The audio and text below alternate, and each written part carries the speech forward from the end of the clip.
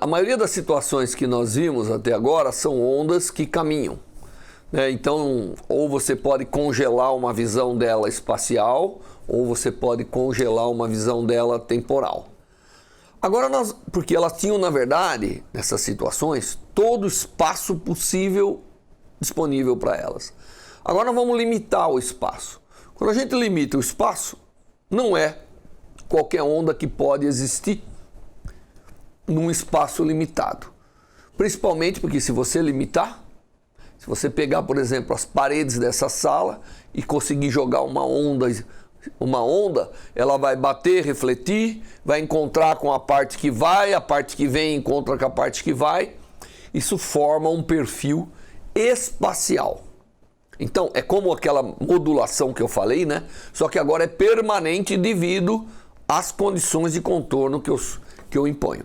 Então, nós vimos que uma onda numa corda pode se propagar. Então, nós vimos um cosseno de kx menos ômega t. Isso significa que tanto x pode variar, você pode fixar o tempo e desenhar ela no espaço, tá certo?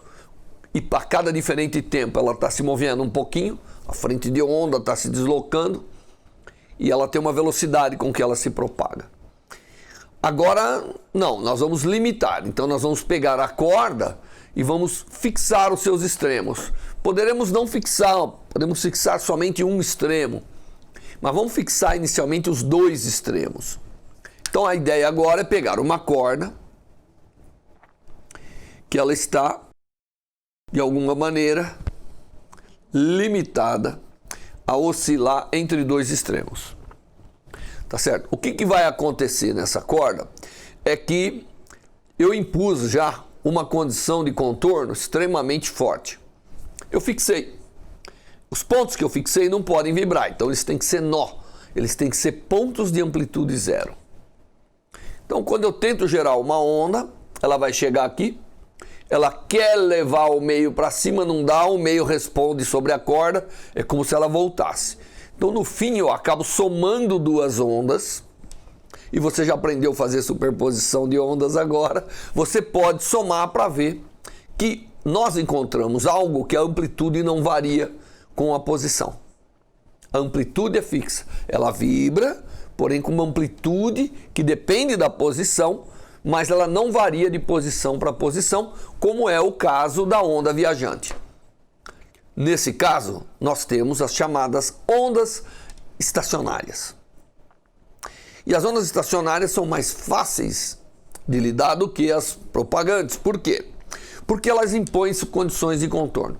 Imagine que eu impus essas condições de contorno a essa corda. Aí eu falo, oscile. Bom, eu já disse para você que os pontos fixos são nós. São pontos de amplitude zero. Então não são muitas as possibilidades que nós temos para fazer essa corda vibrar impondo essas condições de contorno. Como eu disse novamente, eu não vou resolver por completo, isso está no livro-texto, você pode achar na internet, não é difícil, serão ondas contrapropagantes, porque eu já expliquei para você que as ondas refletem nas paredes rígidas. E é bem simples, né? Imagine, a corda quer, o ponto de apoio não deixa, responde sobre a corda, é como se ela chegar aqui querendo ir para cima, mas o meio empurra ela para baixo. Então ela inverte e volta. Tá certo? E você pode somar para dar as ondas estacionárias. Muito bem. Mas olhando aqui, você vê. Então, o que nós podemos colocar nesse meio que está limitado a esses extremos? E como eu disse, os pontos fixos devem ser pontos necessariamente de nó, porque eles não vibram. Ali eu obriguei, isso é importantíssimo, nos pontos fixos eu obriguei a corda a permanecer com amplitude zero. Bom, aqui eu vou pôr um tracejado aqui para representar como era a posição da corda em repouso, e aí ela foi excitada, né? Você colocou ela para vibrar. Todo mundo já consegue ver que a primeira forma de vibração é esta. Essa é a primeira forma de vibração que eu tenho. Então eu tenho o menor número de nós possíveis. Mas outra forma dela vibrar é se bem no meio aqui, ela tem outro nó. Essa é outra forma. Uma outra forma dela vibrar é se ela vem e tem um nó aqui, outro aqui, outro aqui. Então aqui ela teria 3 nós, aqui ela teria 4 nós e, obviamente, você pode colocar aqui quantas cordas você quiser, ou quantos modos, né, de vibração na corda que você quiser, levando em conta que o ponto fixo, veja, o principal ponto fixo tem que corresponder ao nó da corda. Esse é a maneira que você constrói essas cordas e, como eu disse, você pode analiticamente resolver esse problema, como está em muitos livros. Mas então, veja, se aqui é um nó e aqui é outro nó, portanto isso aqui é lambda sobre 2. Se isso aqui tem um tamanho L, que é o tamanho do espaço onde a corda existe, tem que existir um vínculo entre o tamanho da corda e o número de nós que eu vou colocar, e que, portanto, depende do comprimento de onda, já que a distância de um nó a outro é metade do comprimento de onda. Cada uma dessas corresponde a uma frequência diferente. Como que a corda vai estar vibrando aí? Ela vai estar vibrando como um todo. Ela está vibrando como um todo, nesses modos. Tá certo? Então, a corda vibra como um todo. Cada ponto desse está vibrando para baixo e para cima com a frequência que é a frequência da onda. Porém, ela tem a amplitude certa. Todos os pontos oscilam com uma fase muito bem determinada aqui. Tá? Assim que você produz a chamada onda estacionária, que é uma onda que não vai para lugar nenhum, nem pode, ela está limitada no espaço. Tá certo? Mas nós podemos determinar como são essas ondas. Que frequência ela tem? Impondo o quê? Impondo a condição que nós sabemos aqui, que é a parte espacial da onda. A parte espacial da onda chama-se comprimento de onda. E vemos como que é o casamento do comprimento de onda com o espaço disponível para a onda aqui. Então é bem fácil isso. A distância é L. Nessa primeira situação, eu tenho que lambda sobre 2 tem que ser igual a L. Tá certo? Aqui eu tenho que 2 lambda sobre 2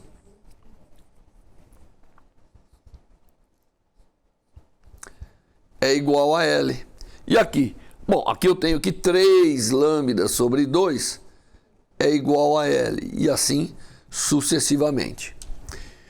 Portanto, eu tenho 1, 2, 3, um número inteiro, de vezes lambda sobre 2 tem que ser igual a L. Essa é a condição para a corda, para os modos estacionários ou para as ondas estacionárias, numa corda limitada a vibrar. Tá certo? Mas lambda, nós sabemos que a frequência da corda, que agora vai depender desse número N, vezes lambda tem que ser finito, tem que ser a velocidade de propagação da onda. Tá certo? Portanto, no lugar do lambda, nós podemos colocar V sobre a frequência da onda. Então, eu tenho que N vezes a velocidade dividido pela frequência, com o fator de 2 aqui, é igual a L. Ou, né, o que eu tenho, na verdade, é que a frequência da onda, que depende de um número inteiro, 1, N, pode ser 1, 2, 3 e assim por diante, é igual a N vezes V sobre 2L. Essas são as frequências da onda contida na corda aqui, no regime estacionário, formando as chamadas ondas estacionárias. Quem que é essa frequência? É a frequência que o todo está vibrando, tá certo? E vai aumentando. Então isso aqui é o chamado modo fundamental, Esse aqui é o primeiro harmônico, esse aqui é o segundo harmônico, esse aqui é o terceiro... Ah, desculpa. O Braz tem que editar aqui. Esse aqui é o chamado modo fundamental, porque lá a corda está parada. Esse aqui seria o primeiro harmônico, esse aqui seria o segundo harmônico, e aí vai por diante, né? Então o N igual a 2 representa o primeiro harmônico, tá certo? O N igual a 1 representa o fundamental. Essas ondas estacionárias são extremamente importantes, porque elas fixam energia. As energias não... As frequências e, portanto, as energias das ondas, elas não são qualquer coisa agora. Elas têm que ser determinadas por um número inteiro, o que é extremamente relevante em outras, inclusive, áreas da física, como é o caso da mecânica quântica. Muito bem, então aqui nós temos como calcular todos os harmônicos que você tem na corda. Eu vou deixar como exercício você somar duas ondas, uma que vai e uma que vem, para mostrar que isso aqui é verdadeiro. Mas lembre-se, você tem que impor as condições de contorno. Se você não impor as condições de contorno, você tem que somar, vai dar um seno de alguma coisa. Aí você vai falar, ah, mas em 0 e em L tem que dar 0. Portanto, não é qualquer argumento que está na função trigonométrica que permite você ter o 0 nesses dois extremos. Daí saem as condições de contorno, daí saem as frequências, daí entra as condições de contorno, quer dizer, e saem as frequências que determinam as ondas estacionárias na corda. A maioria dos instrumentos musicais são dessa maneira. Aonde está a força na corda e a sua massa? Está na velocidade. Nós lembramos que a velocidade é a raiz quadrada da força de tração dividido pela massa específica da mola, tá bom? O comprimento, bom, aí cada instrumento pode ter um comprimento diferente. Mantendo a tensão, mudando a massa específica, você consegue mudar as frequências. Então você pode ter muitos fundamentais de frequências diferentes. Então você pode ir desde um agudo, de um som agudo, até um som grave. Então você pode baixas frequências, quando a massa é muito alta, até altas frequências, quando a massa específica é muito baixa. Porque a frequência vai aumentar se a massa específica é baixa. Muito bem, então esse tema das ondas estacionárias na corda, a corda com as duas extremidades fixas, é muito interessante e produz um conjunto de ondas muito importante para a gente lidar. E se você tivesse uma das extremidades da corda sem nada? Bom, quando tem uma extremidade da corda sem nada, ela vai ser um máximo necessariamente. Então você tem um nó aqui e você tem um antinó, né, na extremidade. Então aqui seria lambda sobre 4 igual a L. Então quando você tem a outra extremidade livre, você pode sim formar vários modos, só que a extremidade aqui vai ter que ser um antinó, vai ter que ser um vértice, tá certo? Então você vai ter aqui agora, ela vai sair daqui e ela vai chegar aqui. Portanto, é dividir isso pela metade. Dividindo tudo isso pela metade, tá certo? Você acaba tendo, né, um lambda sobre 4 igual a L como primeiro modo. Aí depois você tem um lambda sobre 2 mais um lambda sobre 4. Então você tem sempre um múltiplo mais 1 de lambda sobre 4 para formar essas ondas. Muito bem, e depois que nós vimos aqui como são as ondas estacionárias na corda, fixa nas suas duas extremidades, vamos fazer alguns exemplos. E o primeiro exemplo que eu gostaria de fazer chama-se um exemplo da análise harmônica. Análise harmônica.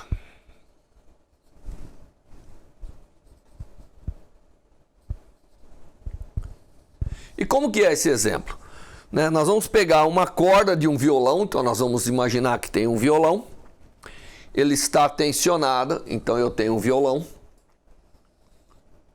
Eu não sou muito bom no desenho do violão, mas tem um violão, tá certo? E nesse violão tem uma corda tensionada, tá certo? E nós vamos analisar aqui, né? Alguém pega essa corda, dá um toque e coleta. Existem instrumentos que permitem você coletar a frequência de vibração. Então ele coleta a frequência de vibração e determina que essa corda está com uma frequência, né, de 100 Hz.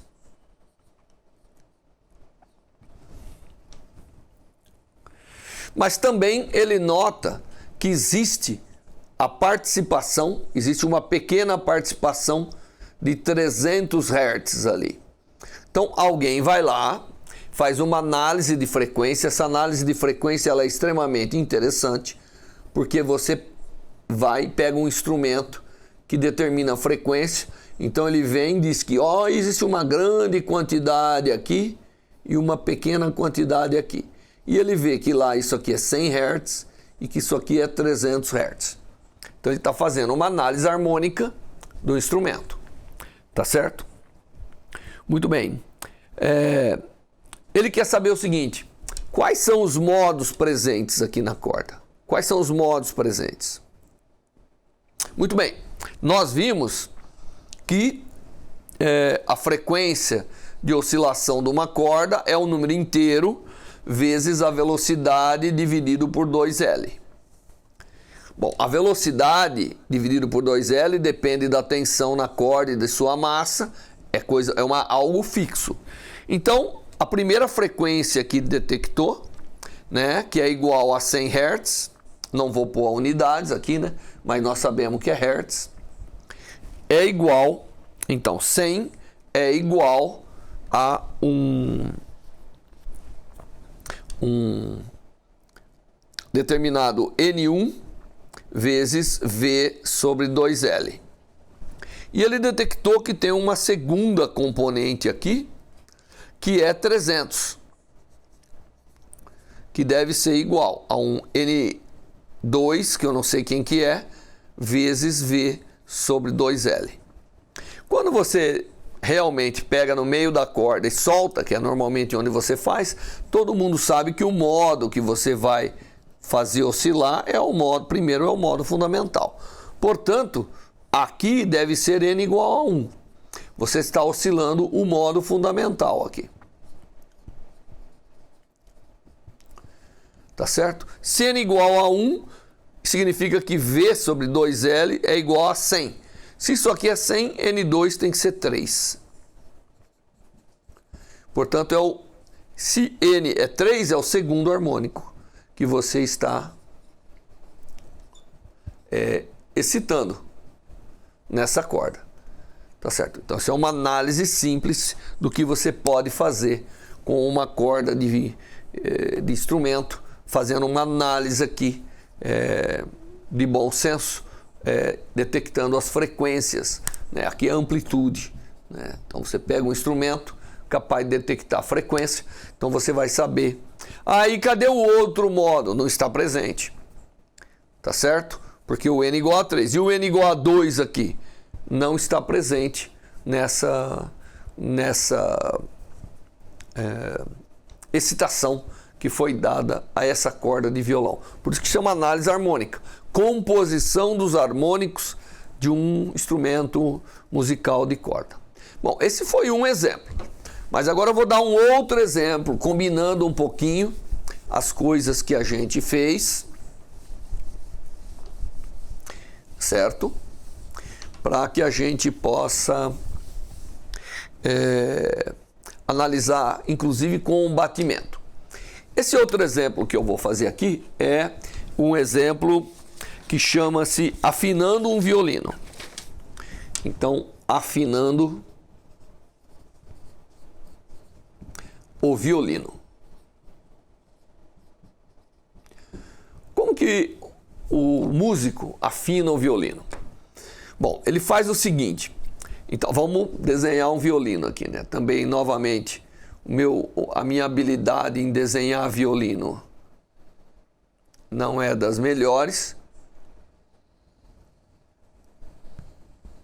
Mas aqui nós temos o violino. E esse violino, ele tem, obviamente, várias cordas, das quais eu vou representar duas apenas. Tá bom? Então, como que ele afina o violino? Primeiro, ele vai lá e afina uma das cordas, né, colocando ela para oscilar numa das frequências fundamentais. Aqui no caso, vamos pegar aqui essa corda de cima, é a corda mais fina, e essa daqui é a corda mais grossa. Então ele vai e faz o seguinte, ele pega a chamada frequência Lá. A frequência Lá, ela tem uma frequência de 440 Hz. Então ele pega um diapasão, ele pega um outro instrumento e alinha uma das cordas. Muito bem. Aí ele dá um toque nessa corda, que supostamente ele sabe qual é a frequência, e dá um toque na outra corda. E o que ele observa é um batimento. Tá certo? Ele observa um batimento. Então, esse violinista em específico, ele pegou a corda Lá e ele vai pegar a corda na frequência da nota Mi, que a frequência da nota Mi seria 660 Hz. Então ele quer chegar nos 660 Hz. Tá bom? Mas se ele excita a corda com a frequência Lá e depois excita a corda com a frequência Mi, ele observa um batimento e ele tem que ir ajustando a tensão e tudo isso até o batimento desaparecer. É incrível, né? Muito bem, mas aqui você vê, né? O batimento, para ser sensível, tem que ser alguns hertz, como eu falei para vocês, não é? Então, como que ele consegue observar um batimento em frequências tão diferentes? Muito bem, então essa é a primeira pergunta. Como que ele vai observar o batimento? Porque ele observou um batimento, ele estava alinhando o seu violino e ele observou um batimento de 3 Hz. E a pergunta, claro, é quanto que o Mi está defasado do que deveria ser? Primeira pergunta que a gente deve ver é por que ele está observando um batimento de 3 Hz? Tá certo? Já que o fundamental do Lá é 440 Hz e o fundamental do Mi é 660 Hz. Muito diferente, né? O batimento aqui não seria nem batimento, seria uma coisa compatível com essas frequências. Não é verdade? Seria muito alto para você ver que é o batimento dessas cordas. Aqui vem um detalhe de quem alinha os instrumentos. Ele sabe que existem os harmônicos e que, portanto, o batimento não está sendo entre os estados fundamentais. Então, o batimento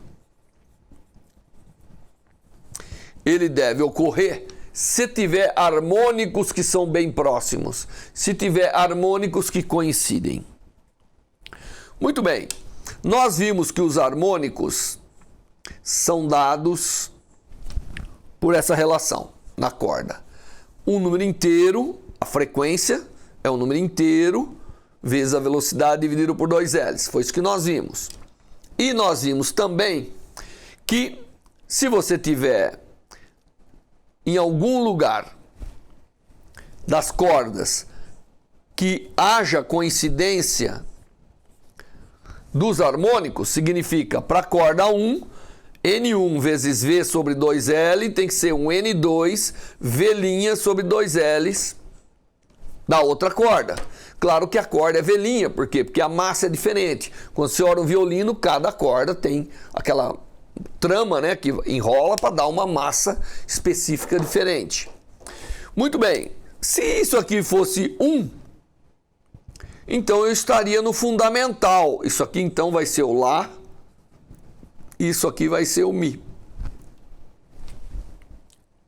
Tá certo? Isso aqui para o Lá é o fundamental, que vale 440. Isso aqui por essa parte aqui só, então essa parte aqui, V' sobre 2L, para o Mi também é fundamental e vale os 660. A pergunta é, N1 sobre N2, N1 sobre N2 é igual a 660 dividido por 440. Se você dividir aqui tudo por 220, você vai encontrar 3 sobre 2. Portanto, é interessante que o segundo harmônico de uma coincide com o primeiro harmônico da outra. Tá certo? Então, a primeira coincidência pode acontecer quando N1 for 3, N2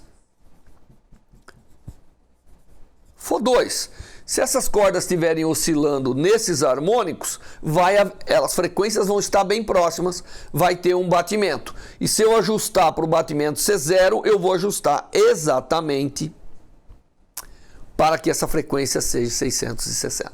Mas, no nosso caso, o músico observou um batimento de 3 Hz. Qual é a frequência, então? Quanto a frequência está desviada? Tá certo? Então, para fazer isso, eu tenho que lembrar que a frequência 1, na qual o sistema está oscilando para a corda Lá, ela é, na verdade, não é 1 vezes o 440, mas é 3 vezes o 440, não é verdade? Né? Porque o N1 está relacionado com o harmônico do Lá. Então, 3 vezes 440 é a frequência 1. Tá certo? E 2 vezes a frequência 2, que eu não sei quem que é a frequência que eu detectei, que deve estar próxima de 3 vezes o 440. O batimento, que é 3 Hz, nós vimos que a frequência de batimento ela é exatamente a diferença da frequência aqui, F menos F1 dividido por 2, tá certo? Portanto, 3 é igual a F, que eu não sei, menos 3 vezes esse número dá 3 vezes 4 daria 1.200, mais 120, que dá 1.320. Dividido por 2. Ou seja, F na verdade, passando para cá, vai dar 6. Portanto, F é igual, aqui já começando a solução do problema, F é igual a 1.320 mais 6. Portanto, é 1.326. Tá certo? Então, eu determinei qual é a frequência. Mas essa frequência, ela é, na verdade, o dobro de F2. Portanto, o F2 está oscilando, na verdade, nisso aqui dividido por 2, que é 663. Essa é a frequência. Portanto, ela difere de 3 Hz da frequência que ela tem que ir. Agora, você tem que perceber que ajustando para a frequência de batimento ser 0, ele faz com que isso aqui case, ele faz com que 3 vezes 440 seja igual a 2 vezes o 660, e então ele consegue alinhar perfeitamente, afinar perfeitamente a corda do violino. Tá certo? Bom, isso foi mais um exemplo dessas cordas oscilando em situações estacionárias, e na próxima aula nós vamos ver as ondas estacionárias sonoras, só que agora não é mais em corda, mas é em tubos, porque aqui quando a corda vibra num instrumento musical, ela produz uma onda sonora numa caixa. Poderia ser num tubo também e assim por diante. Então é isso que nós vamos ver na próxima aula. Até lá.